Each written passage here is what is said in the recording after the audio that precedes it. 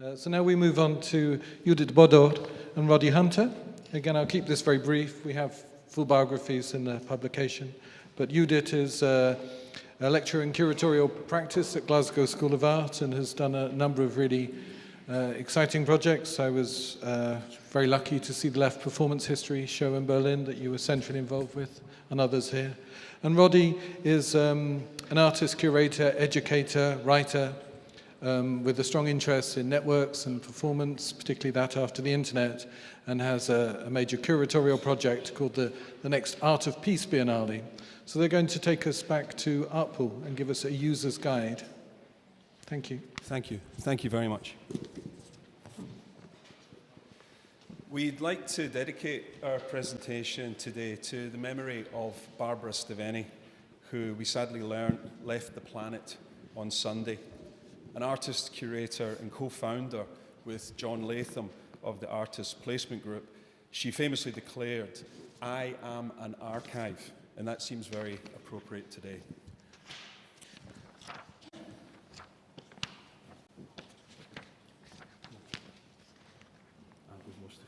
Yeah, that's what we need. That's what we need. Okay, with apologies. Yeah.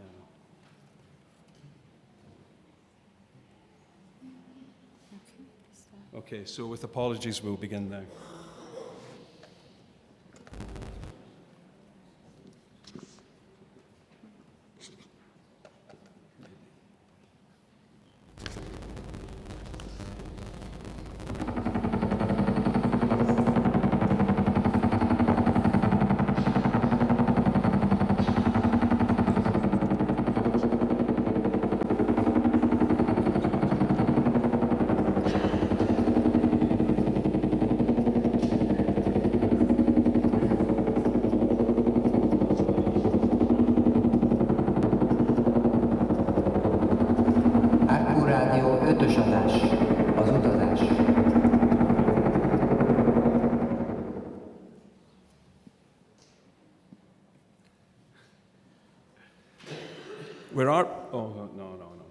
Sorry. This was all beautifully done. Do you want to get it back for me?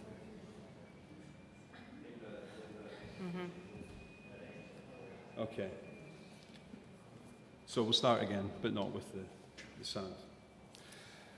Where Artpool's self-identification as an active archive began in 1979, its online presence, artpool.hu, emerged on 17th October 1996, as far as we presently know.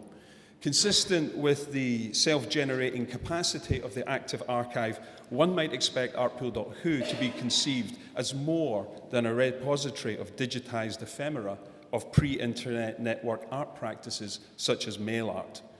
Digitizing this work to aid in the accessibility of the active archive would also become one of its primary functions nonetheless. This is because artpool.hu exists in the first instance to explore the digital capacity of online space as a solution to the question of how to archive previously analog networked art practices.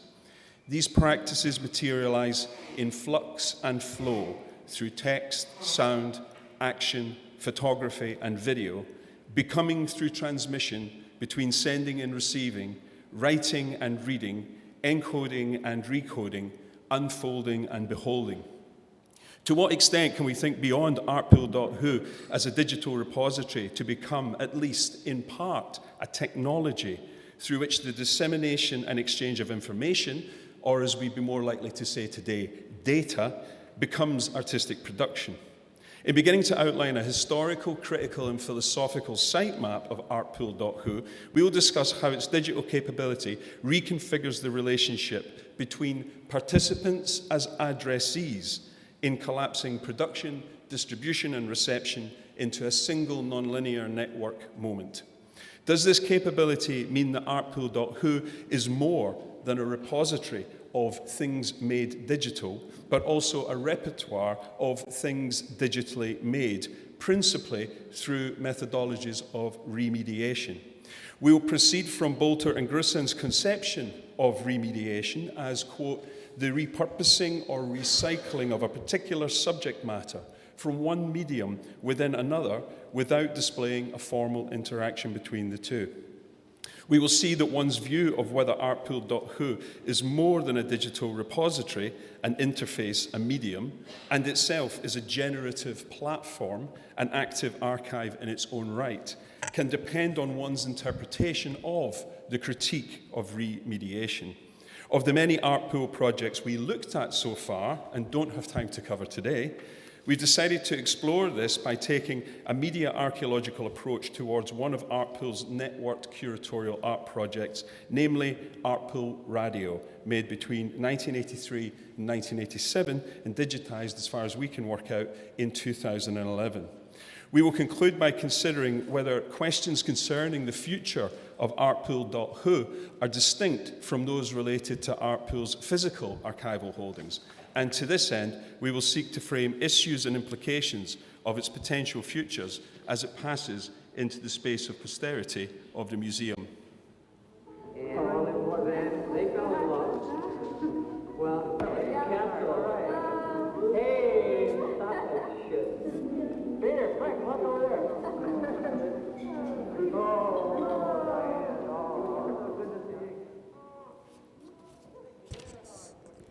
Mapping the site, the historical, critical, and material dimensions of artpool.hu.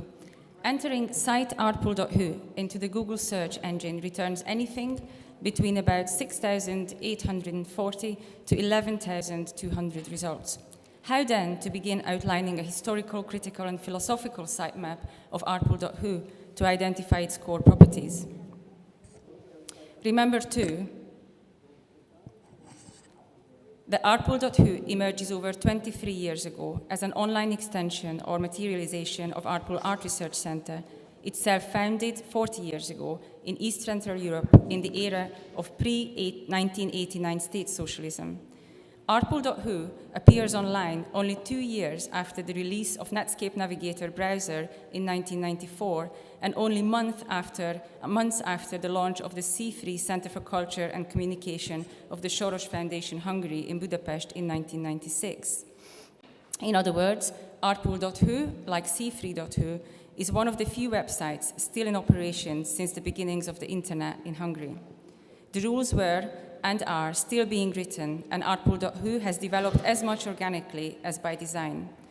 In some senses, its mid-1990s HTML-based materiality predicates certain limitations in terms of its technical and aesthetic properties.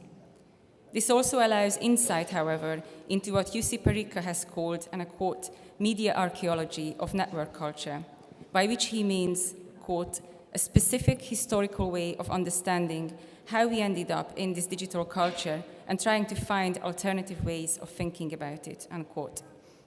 He situates this approach, quote, somewhere between materialist media theories and the insistence on the value of the obsolete and forgotten through new cultural histories that have emerged since the 1980s. Artpool is, of course, one such cultural history. Adopting such an approach will help us to understand, in this instance, the development of artpool.hu in the context of network art practice in the era of digital culture and vice versa. In other words, we are as interested in this paper in understanding what artpool.hu tells us about digital culture as much as what digital culture tells us about artpool.hu. This analysis aligns with Gerd Loving's characterization of, quote, media archaeology as a discipline of reading the new against the grain of the past, rather than telling of the histories of technologies from past to present. We aim to read contemporary digital culture against the grain of artpool.hu, and indeed the pre-digital networked art practices it seeks to relocate and remediate within the digital sphere.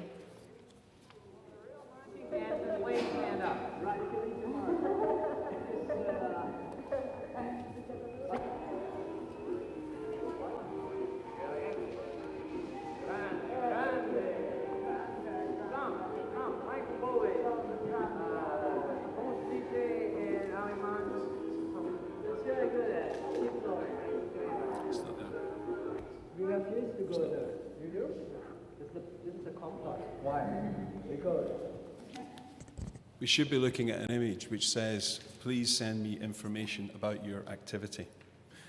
Artpool's systematic mode of operation depends upon George Galantai's ongoing call, began in 1978, the year before Artpool's founding, to please send me information about your activity, through which multi-directional dialogues have occurred. Galante here is one of those artists who, as described by Sarah Cook, quote, have consistently drawn attention to the occurrence and location of information, most often interfering with the stages of its processing or mediation via transmission and reception, end quote. In addition to sharing concerns evident in conceptual art since the mid-1960s, Galante also shared a neo-avant-garde intuition of questioning existing forms and paradigms of knowledge and the systems by which these epistemological structures come into being. As such, Galante's conceptual formulations were often formal and diagrammatic, as borne out by his desire, expressed in 1968, to seek, quote, those permanent and simplest elements which would allow me to rebuild everything according to a different logic. That's why I've broken down form into line and blot. The steady stream of correlations and cross-references generates the composition. There is a certain tension in all this as the elements get disconnected from one another and come to contradict one another, but somehow the connection remains.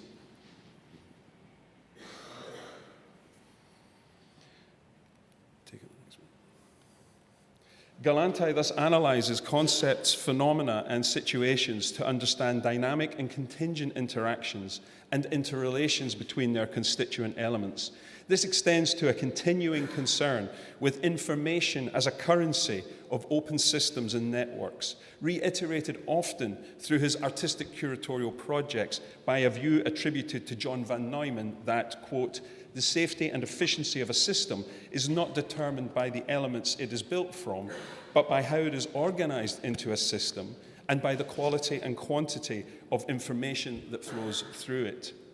In the era of commercial applications powering the gig economy, we have since become accustomed, moreover, that, quote, platforms don't just rely on data, they produce it, unquote. Can it also be true that archives don't just rely on data, they also produce it? Are the terms data, information, and knowledge interchangeable here? Is Artpool itself, in its broadest terms, an archive as platform, and artpool.hu one of its interfaces? Galante's conception of the active archive famously sought to achieve this generative function toward very different ends by, quote, not only collecting material already existing out there, but also generating the very material to be archived, end quote. In fact, one might say that the generation of data is what distinguishes a platform from a website, a digital repertoire from a repository. Still, there may yet be an irony here in terms of the principles of conceptual art as they became to be understood.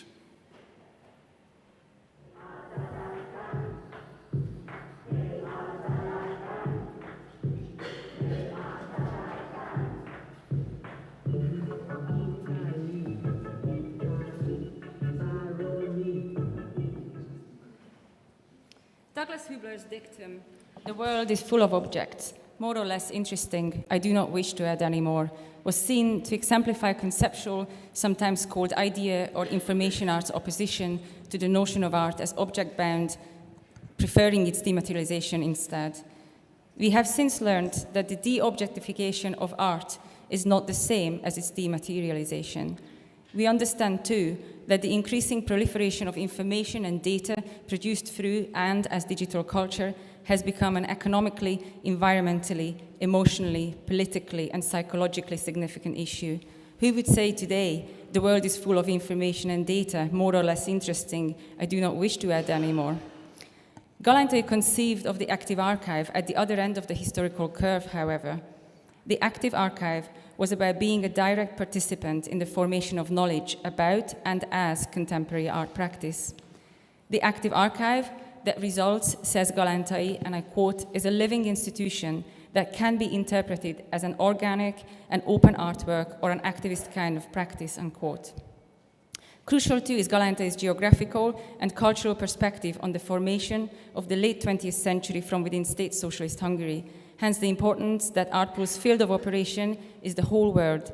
It works with an exact aim and direction, sensitively detecting changes and adjusting accordingly. Nem értünk vele.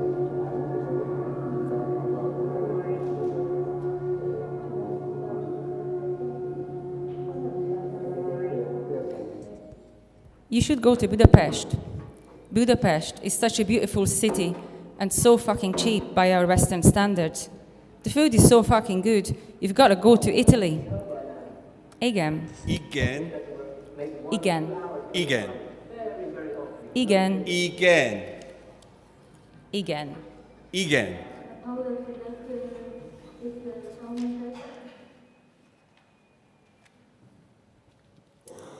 Remediating Artpool Radio. Artpool's early networking activities include their art tours of Italy in 1979 and broader Europe in 1982. They would wish to visit other networkers with whom they had gained contact through mail art networks and document and exchange information. With the active archive as a system of documentation in mind, Galantai and Julia Klanicai made audio recordings throughout the 1982 art tour as a way to generate material to be archived.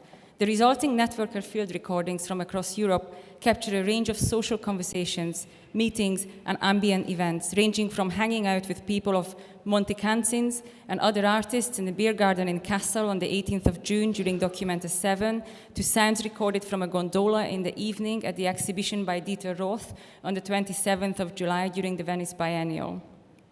The impression from the Kassel recording is of networkers meeting face-to-face, maybe for the first time, enjoying the social contact of cultural mobility and exchange. The intent to document is clear from the Active Archive Manifesto, as is, by implication, a plan to somehow share and transmit the recordings to a future audience beyond static storage within a physical archive. This became particularly clear following their visit to Rod Summers in Maastricht on the 24th of June 1982, who had already been distributing audio cassettes through the VEC audio exchange program. Impressed and inspired, Julia wrote, and I quote, "What we experienced in Maastricht confirmed our opinions that there is no good reasons for Hungarian artists to stay away from the international podium of sound poetry and experimental music and sound. The standard technical equipment available in Hungary is ample to produce enough cassettes of the right quality. Hopefully, it is just a matter of time before Hungarian artists engage in the cassette genre, which is relatively simple to produce and easy to send," unquote.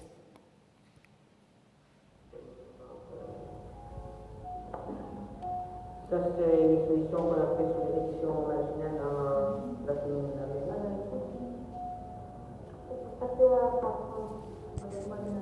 Ça, c'est une collection internationale qu'on a fait il y a longtemps. From a media archaeology perspective, we also know that Galantai was only able to buy a video camera in 1988, courtesy of winning a DAD scholarship. In 1982, the tape recorder was likely the most useful way to record events beyond photography. Today, we'd be taking selfies on smartphones as a matter of course and sharing them often instantaneously through social media platforms. We can consider these networker field recordings as aural snapshots by comparison. In the absence of an existing social media platform through which to share this evidence of networker activity, the tapes would be disseminated as edition number 5 of Artpool Radio, a series of 8 audio cassettes curated and compiled by Galantai between 1983 and 1987. Artpool Radio was pseudo-radio, without access to radio waves or the digital transmission we'd be more accustomed to today. The cassette editions were compiled and presumably shared with other networkers through the mail or in person.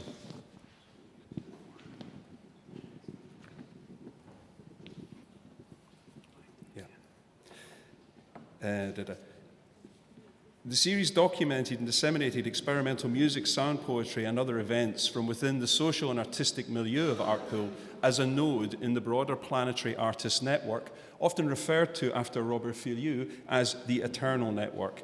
They're essential documents now from a research perspective, particularly as evidence of the cultural history of networker activity emerging from Budapest during that period. Historically significant examples include recordings of the Vienna-Berlin telephone concert of 15th April 1983. This event was organised by Robert Adrian X, who had hosted the major telecommunications work The World in 24 Hours in 1982, along with Helmut J. Mark in Vienna, Reinhard Schumacher in Berlin, and János Vető and Artpool in Budapest. As we can see here, video recordings of this event also exist in addition to the audio recordings featured on Artpool Radio.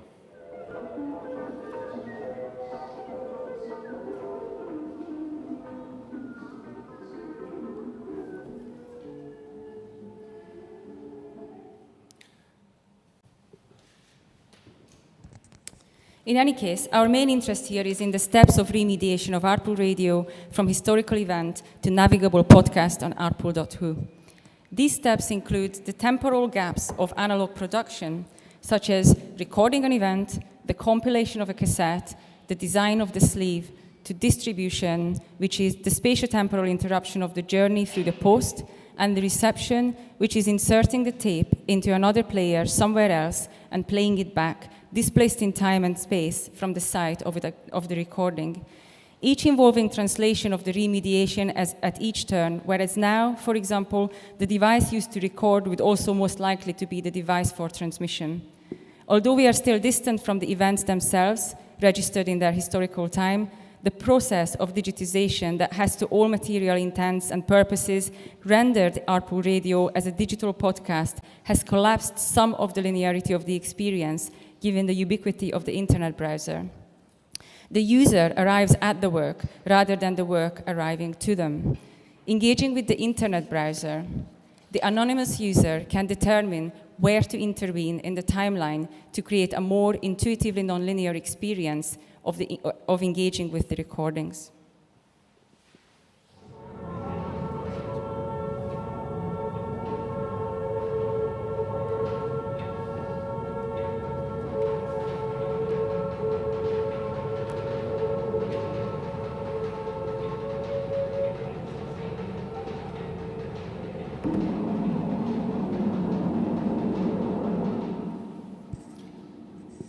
Ironically, it may well be that artpool.hu is not an archival technology in this respect, but is perhaps more like an archival medium or interface. Digitization, instead, is the technology. It flattens the media archaeology of network art practice, comprised of such as Paul de Marinis has called, quote, obsolete technological junk, end quote, such as the, quote, reek of flopping diskettes, the embarrassing bulge of zip drives, and a plethora of unplayable interactive CD-ROMs, end quote. In this sense, we can think of the contemporary podcast as a remediation of Artpool Radio, in the sense that Artpool Radio provides a mold for cultural innovation and reorientation, in the words of Erkki Hutamo and Jussi Parikka.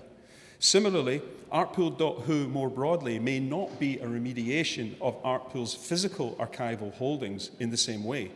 It may well be that in converting Artpool's material base from physical to digital, artpool.hu may also only be an archival medium or interface, which essentially, as Alexander Galloway would put it, is, quote, nothing but a formal container housing other pieces of media, end quote.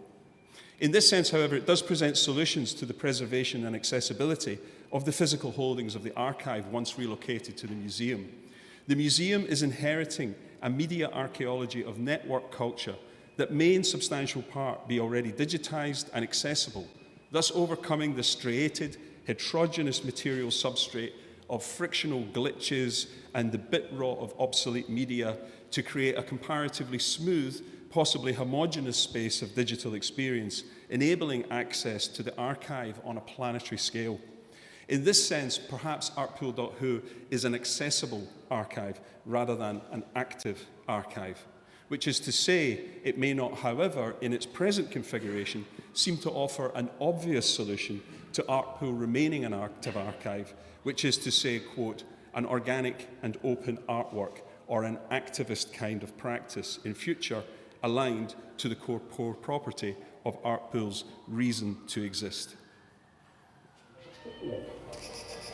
And we leave you with that thought of Galantai's from 1979, that on founding Artpool, he would collect material for the Museum of Artistic Inventions to open in 2079, to inspire the founding a museum, and then to operate as part of a museum when it is established. Congratulations, George and Julia, on achieving your aim.